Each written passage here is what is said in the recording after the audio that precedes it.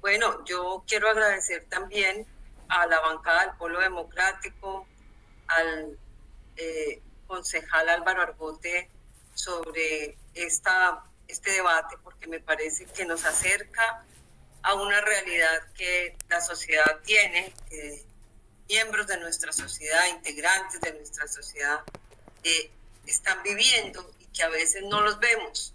Y pienso que es muy importante esta reflexión. Creo que el tema es complejo. Esta mirada de la sociedad y del Estado es bastante distante en la comprensión de lo que significa realmente el trastorno del espectro autista. Yo personalmente, concejal Argote, pues eh, estudio el tema hasta ahora porque usted puso el debate y me parece que es un deber de nosotros, nosotras como concejales de la ciudad, atender este tipo de situaciones que se viven y que son reales en la ciudad.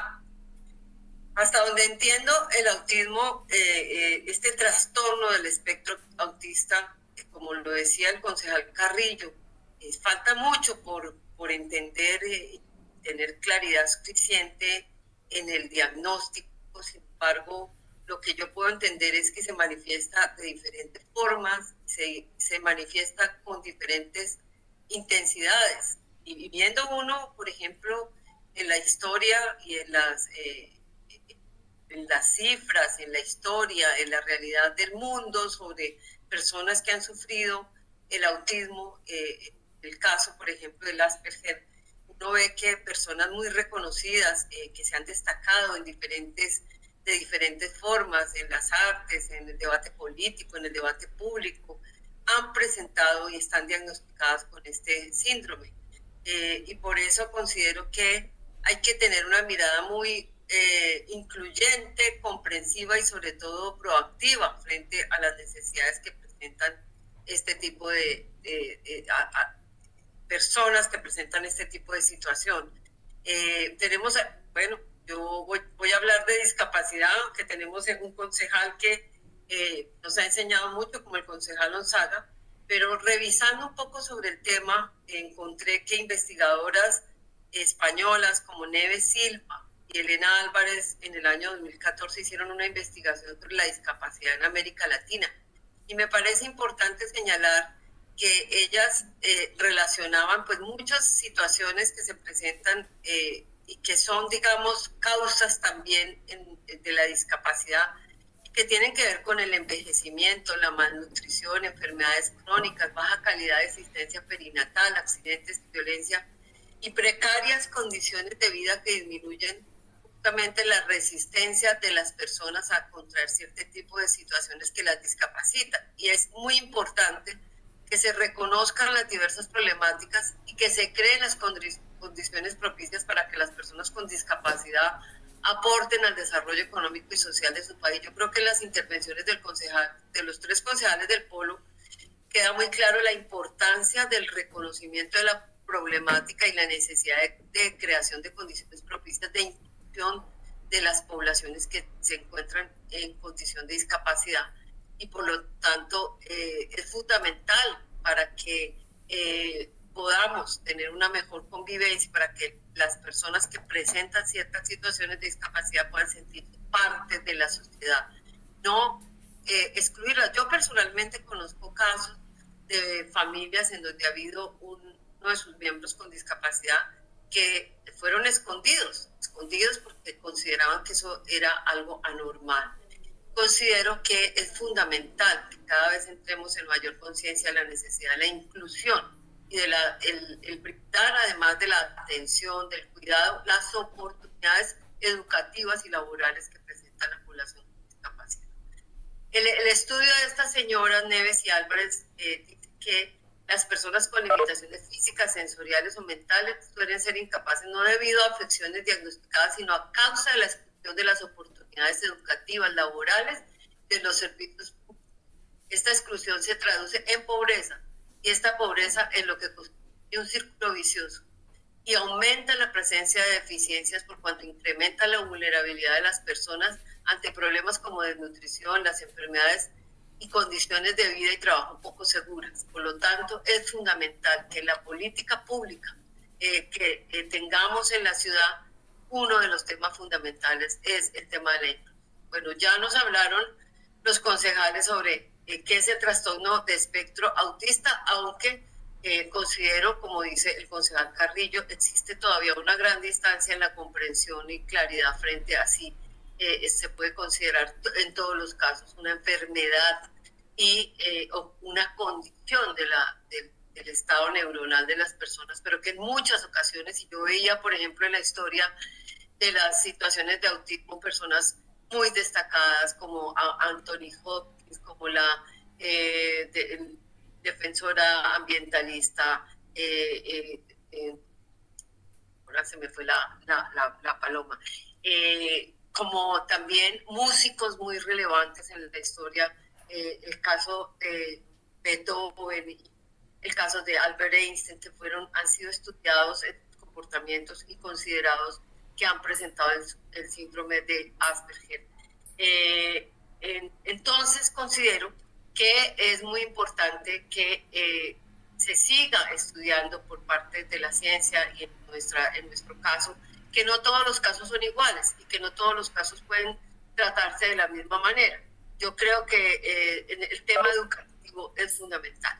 Y hemos visto cómo, en este caso, según el Manual de Diagnóstico y Estadística de los trastornos mentales, hay una clasificación de este trastorno como un trastorno generalizado del desarrollo que tiene algunas características, que tiene dificultades en la comunicación, que tiene unos patrones de conducta repetitivos, restringidos y estereotipados, que tiene impedimentos sociales, pero que no en todos los casos en realidad el desarrollo del trastorno se da de la misma manera. La Organización Mundial de la Salud ha señalado algunos aspectos como las capacidades y necesidades de las personas con autismo varían y pueden evolucionar con el tiempo. El autismo suele influir en la educación y en las oportunidades de empleo. Aunque algunas personas con autismo pueden vivir de manera independiente, hay otras con discapacidades graves que necesitan constante atención y apoyo durante toda su vida. Las intervenciones psicosociales basadas en evidencias pueden mejorar las aptitudes sociales para la comunicación, tener un impacto positivo en el bienestar y la calidad de vida de las personas con autismo y cuidadores. Las personas con este trastorno sufren muchas veces estigmatización y discriminación. Eso tenemos que evitarlo, y en ese sentido hay que generar una conciencia de que no podemos mirar a las personas con un trastorno como el trastorno del espectro con una mirada discriminatoria. La atención a personas con autismo debe ir acompañada de medidas en el ámbito social y comunitario para lograr mayor accesibilidad e inclusión y apoyo. Es parte de los derechos humanos. La OMS señala que todas las personas incluidas que padecen autismo tienen derecho al disfrute del más alto nivel posible de la salud física y mental. Sin embargo, las personas con autismo a menudo son objeto de estigmatizaciones. Por eso me parece que en el ámbito escolar es muy importante trabajar este tema. Veía también cómo podemos adelantar. En Bogotá hay una experiencia que me gustaría pudiéramos conocer con mayor claridad, que es la experiencia del Colegio República Bolivariana de Venezuela, que es una experiencia que me parece importante tener en cuenta, y las experiencias que señalaban el concejal Argote y el concejal Celio, porque me parece que poder, digamos, hacer un balance de estas experiencias y poderlas generalizar en la educación como digamos, como una de las variables importantes de la política pública en educación es fundamental. Yo quiero hacer algunas conclusiones. La educación es el ámbito fundamental para la atención y rehabilitación a personas con este trastorno. Sin embargo, tiene grandes dificultades. En la pandemia nos dicen que, como lo decía el concejal Argote, fueron quienes más sufrieron por la situación de encierro, por la situación de angustia que se estaba viviendo. Si bien el sector de educación cuenta con un presupuesto histórico bastante importante, no tenemos, digamos, no sabemos que exista una partida específica para la población con esta situación de trastorno del espectro autista. Sería muy importante que exista en realidad una partida se dispongan unos recursos para esta situación. Yo creo que es muy importante señalar que una de las principales razones que pueden explicar la escasa oferta social a personas con este trastorno es el limitado conocimiento existente sobre los factores que son más relevantes para este colectivo. Se requiere con urgencia diseñar un sistema de indicadores de evaluación y mejora para la atención a personas con este síndrome. La información estadística coherente, pertinente y oportuna sobre estos grupos permite que los niveles de decisión puedan establecer un adecuado orden de prioridades para la planificación y ejecución de actividades destinadas a mejorar su vida. Igualmente, tal como lo señala la Organización Mundial de la Salud, desde la primera infancia y durante toda la vida, una amplia gama de intervenciones pueden optimizar el desarrollo, la salud, el bienestar y la calidad de vida de las personas con autismo. El acceso oportuno a intervenciones psicosociales tempranas basadas en las evidencias puede mejorar la capacidad de los niños con autismo para comunicarse eficazmente e interactuar socialmente.